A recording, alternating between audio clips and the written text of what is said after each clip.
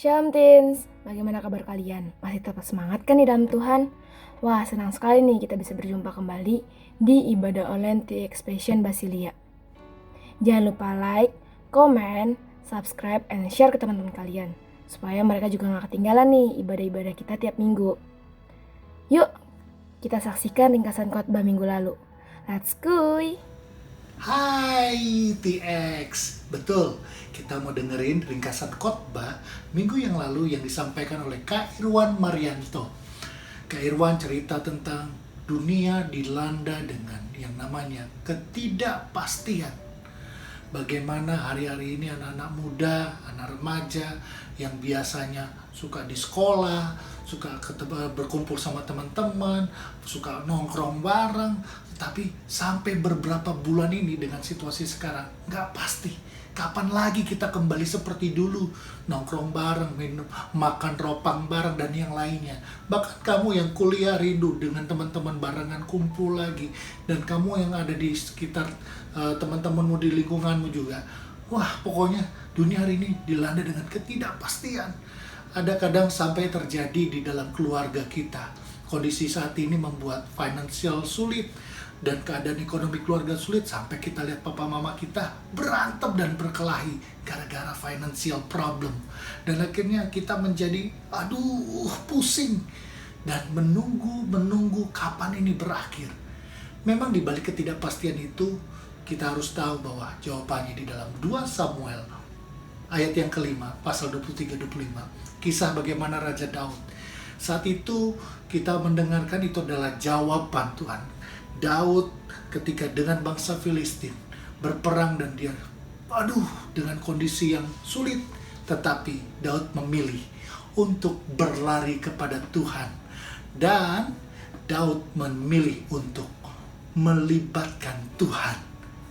Dan kalau Tuhan yang berperang untuk kita, siapa sih yang ada lawan? Tidak ada yang bisa lawan kalau Tuhan bersama dengan kita. Demikian ringkasan khotbah minggu yang lalu. Kiranya Tuhan Yesus memberkati.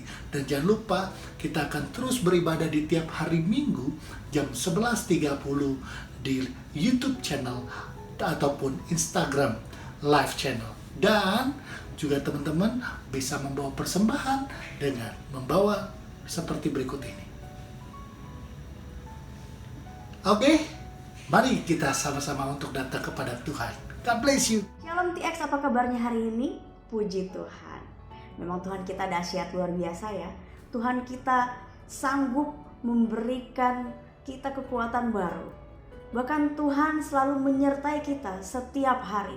Setiap kita bangun pagi, kita selalu fresh dengan kasih-Nya Tuhan. Amin. Mari kita mengucap syukur buat kebaikan Tuhan. Ini kami Tuhan. Ini hati kami Tuhan. Ini hidup kami Tuhan. Kami siap untuk memuji-muji Engkau Tuhan. Memuji nama-Mu yang kudus. Dan menyembah-Mu di dalam roh dan kebenaran. Karena hanya bagi-Mu Tuhan segala kemuliaan dan kejayaan. Haleluya. Di dalam nama Yesus kami membuka ibadah TX hari ini. Amin. Haleluya. Mari sama-sama kita memuji Tuhan kita yang dahsyat. Amin.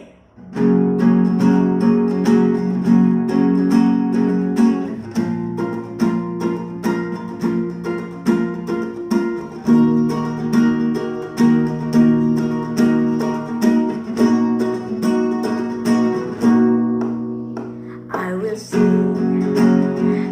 sing of your love for me.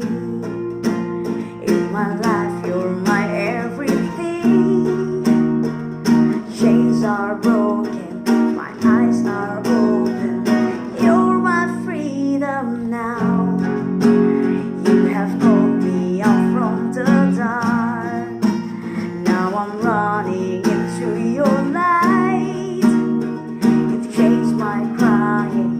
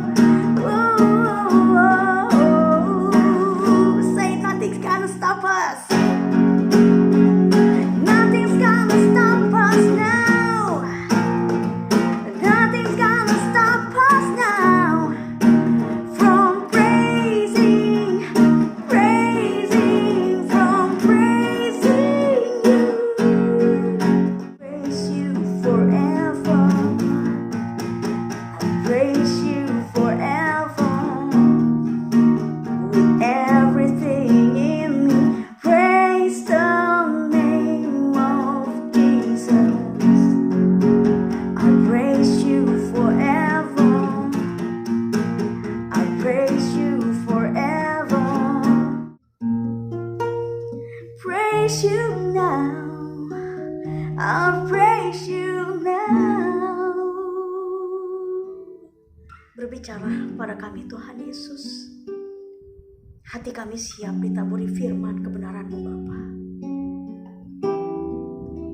Urapi hamba-Mu Tuhan yang mau menyampaikan isi hatinya Tuhan. Kau pakai lidah bibirnya Tuhan Yesus. Kau pakai dia lebih dahsyat lagi Bapa. Biarlah firman-Mu Tuhan ketika itu ditaburkan dalam hati kami Tuhan, boleh menjadi kekuatan. Kami menyambutnya dengan penuh sukacita Tuhan. Bahkan kami akan menjadikan itu menjadi rema di dalam setiap hidup kami Tuhan. Kami lakukan, kami renungkan siang dan malam, setiap saat, setiap detik di dalam hidup kami. Kami siap untuk menyambut firman kebenaran-Mu di dalam nama Yesus. Haleluya. Amin.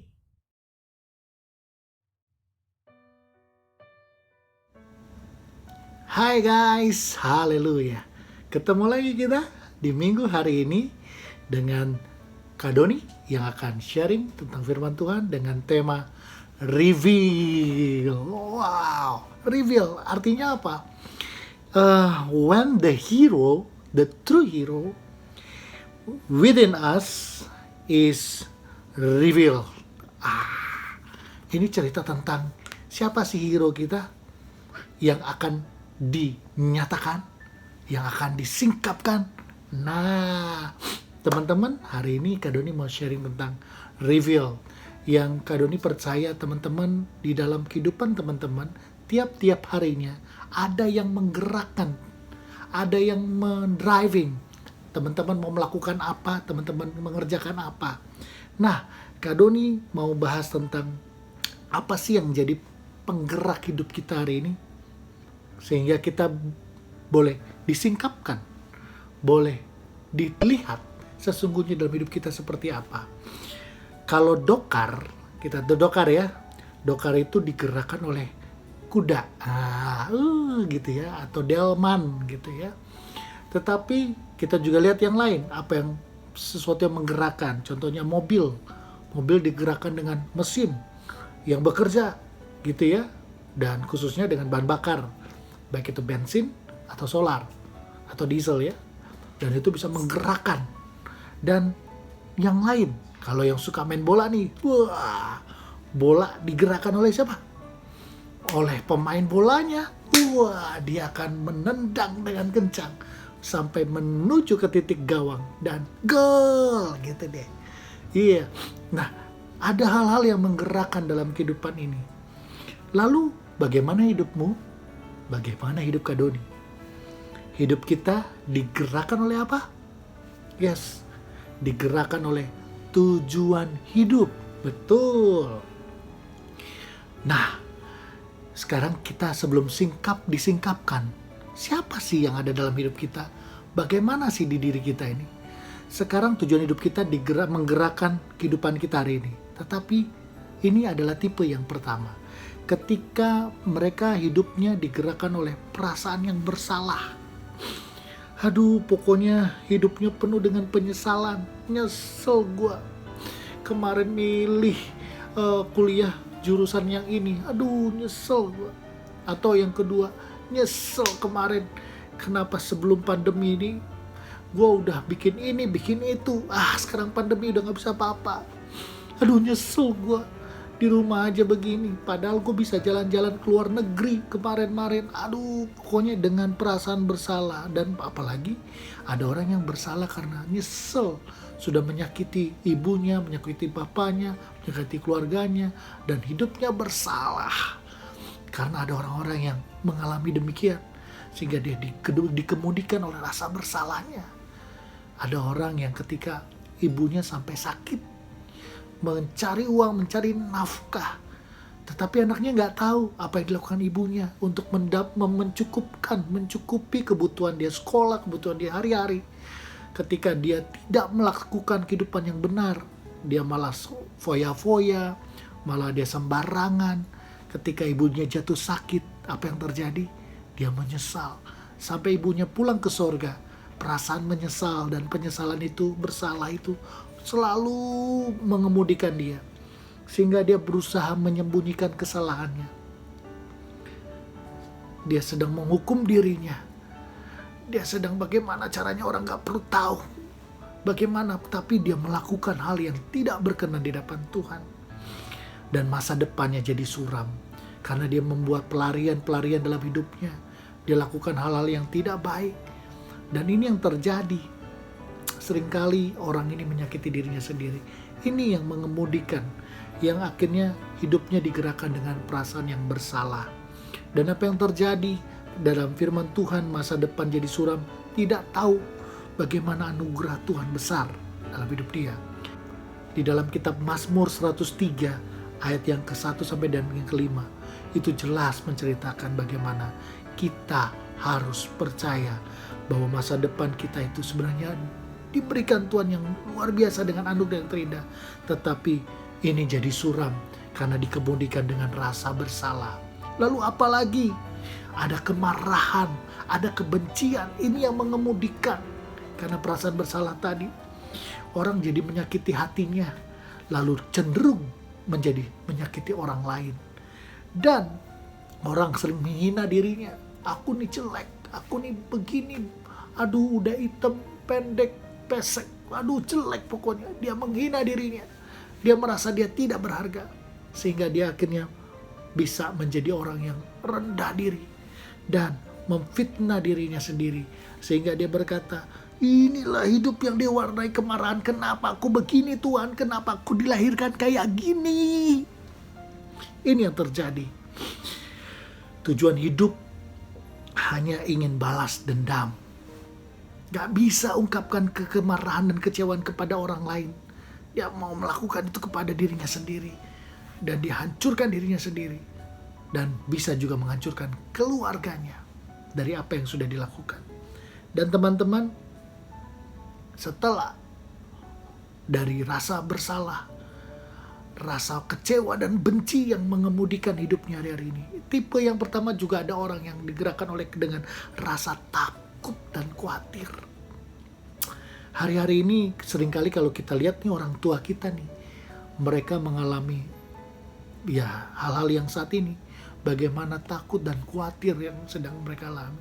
Mereka yang berusaha, bekerja, lagi berusaha bagaimana tokonya atau usahanya berjalan dengan kondisi begini. Tetapi sekarang dengan situasi ini mereka lagi cukup takut dan khawatir. Tetapi ingat, ada orang-orang yang di luar itu mereka mengandalkan Tuhan. Tetapi tipe yang pertama ini, rasa takut dan khawatir ini menggoncang. Sehingga apa yang terjadi? Stres. Dan kekhawatiran itu membuat orang tua kita, ada orang tua di sana, melampiaskan yang ada di rumah sehingga anaknya dimarahin. Dan semuanya yang di rumah menjadi seperti neraka. Ini yang terjadi. Karena problem, baik itu problem finansial, problem keuangan ini, problem segala usaha yang ada, pekerjaan, akhirnya dilampiaskan di rumah. Walaupun mereka tidak sadar, sesungguhnya mereka menyayangi kita, mereka berusaha untuk mencari nafkah, menafkahi kita sebagai anak-anak. Tapi kadang-kadang orang tua lupa, mereka emosi sehingga karena situasi yang sulit, sehingga mereka sekarang seperti itu. Nah, teman-teman, seseorang yang takut dan khawatir, ia tidak pernah mau beranjak. Setiap kali mau melangkah, selalu takut. Nah, sebab itu teman-teman, kita harus lihat, ada orang-orang yang seperti ini, terlalu banyak mengambil pertimbangan yang negatif. Mikirnya pokoknya selalu negatif aja. Aduh, pokoknya gak mungkin gitu. Nah, kalau firman Tuhan bilang dalam Yakobus pasal 1 ayat 6 dan 7, ia seperti ombak yang diombang-ambingkan angin. Ini orang yang takut dan selalu takut dan khawatir. Yang keempat, hidup yang digerakkan oleh materialisme. Nina, hidupnya cuma dipenuhi keinginan kaya saja, pengen rich aja, pengen jadi rich people yang orang-orang pandang karena kekayaannya. Wow, ukurannya hidup tuh selalu standarnya tuh dengan kekayaan saja, uang saja, materialisme aja. Tujuan hidupnya cuma mengejar kekayaan itu. Nah, teman-teman, ini sulit membuat perencanaan hidup yang sehat ketika orang isi kepalanya cuma duit, dan duit. Memang kita perlu uang, tetapi bukan segala-galanya uang itu. Amin. Dan teman-teman, yang terakhir adalah kebutuhan akan pengakuan. Nah, ini. Karena apa? Orang berusaha untuk menarik perhatian sehingga orang bisa datang kepada dia. Orang bisa mengakui dia, orang bisa menghargai dia. Mengumbarkan kebaikan, mengumbarkan semua show off. Apa yang dilakukan cuma show off. Nah, ini dia ikut gaya hidup yang saat ini lagi in banget nih. Wah, pengen ngikutin mereka yang selalu everything. Wah, kayaknya oke nih kalau nongkrong, minum-minuman, terus ngerokok, nge-vibe segala macam. Wah, kayaknya oke deh semuanya. Hey guys, ini yang kita nggak perlu dapat pengakuan untuk jadi oke, terus melakukan hal itu semua. No. Hidup harusnya sesuai dengan kehendak dan rencana Tuhan. Amin. Kita buka di dalam firman Tuhan yang kita harus baca sama-sama, yaitu kitab Roma pasal 12 ayat yang kedua. Janganlah kamu menjadi serupa dengan dunia ini, tetapi berubahlah oleh pembaruan budimu, sehingga kamu dapat membedakan manakah kehendak Allah, apa yang baik, yang berkenan kepada Allah, dan yang sempurna. Yes. Inilah jawaban hidup kita ketika kita disingkapkan. Sebenarnya Allah yang luar biasa itu dengan anugerahnya yang memberikan kita benih yang bukan benih yang fana, tetapi benih yang tidak fana, itu ada di dalam hidup kita. Bagaimana kita intim dan bagaimana kita menjalin hubungan dengan Tuhan, itu yang membuat hidup kita menjadi berkat dan diberkati. Hidup jadi berkat. Kita akan menjadi apa yang kita terima melebihi apa yang kita pikirkan. Sebab Tuhan punya rencana dan rancangan yang besar sejak dalam kandungan. Dalam kandungan kita. Dalam kandungan ibu kita. Kita lihat di Mazmur pasal 139 ayat yang ke-13 sampai ke-16. Di dalam kandungan saja Tuhan sudah tenun kita dengan luar biasa. Dia punya rencana yang besar buat hidup kita. Amin. Itu dia. Makanya itu harus di-reveal. Kenapa disingkapkan? Karena Tuhan luar biasa. Apa manfaatnya kalau Tuhan yang ada di dalam hidup kita ini bergerak dinamis? Minggu lalu Kak Irwan itu menyingkapkan bagaimana Daud melibatkan Tuhan. Kalau Tuhan yang berperang bagi kita, siapa yang jadi lawan kita? Itu dia, betul. Karena Tuhan punya rencana dalam hidup kita. Ada manfaat yang luar biasa. Hidup bermakna karena melihat kemampuan Tuhan yang tinggal dalam hidup kita. Nih, kita mau reveal kemampuan yang luar biasa. Kenapa? Karena kita gak bisa bekerja dengan kemampuan diri kita sendiri. Kita gak bisa jalan hidup kita dengan kekuatan kita sendiri. Sebab itu firman Tuhan mengatakan kita harus berlari kepada Tuhan. Kita harus melibatkan Tuhan. Kita harus datang kepada Tuhan. Dan ketika Tuhan yang berperang, Tuhan yang bertindak, everything is win. Kita menjadi pemenang yang luar biasa. Amin. Amin. Dan teman-teman, mari kita juga harus tahu bahwa kita harus menjadi berkat. Karena ketika Tuhan di dalam kita dan Tuhan disingkapkan hidup kita, Tuhan mau punya tujuan dalam hidup kita adalah hidup kita jadi berkat. Amin. apapun, dalam situasi bagaimanapun, kita jadi berkat. Mulai dari rumah kita jadi berkat buat orang tua kita. Kita bantu mereka di rumah, bersih-bersih rumah, bantu pekerjaan rumah, dan yang lainnya. Dan kita bantu juga dalam studi kita bantu dengan kita mau mengusahakan dengan lebih baik lagi dari yang sebelumnya. Karena dengan begitu orang tua kita bahagia, mereka sukacita melihat apa yang kita sudah lakukan. Dan yang luar biasa lagi, hidup jadi berkat itu membawa dampak dan kegerakan yang luar biasa di dalam kehidupan rohani kita. Amin. Amin.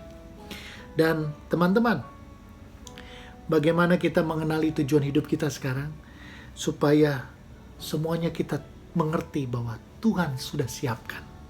Yes. Membuat kita mengisi hari-hari kita. Amin. Kita dengan hari-hari kita dengan berharga ini, dengan tepat, dengan baik, dengan benar. Bukan hal yang sia-sia kita isi hari-hari kita. Karena Tuhan mau kita berjalan di dalam kehendak dan rancangannya. Amin. Hidup kita jadi fokus. Karena Tuhan punya tujuan yang jelas. Bukan samar-samar, tapi dia punya tujuan jelas. Hasilnya akan seperti sinar matahari yang difokuskan membakar semak-semak. Wah, betul kan? Seperti kalau kita pakai kaca pembesar itu seperti laser, ya, mengiris baja yang kuat seperti kue.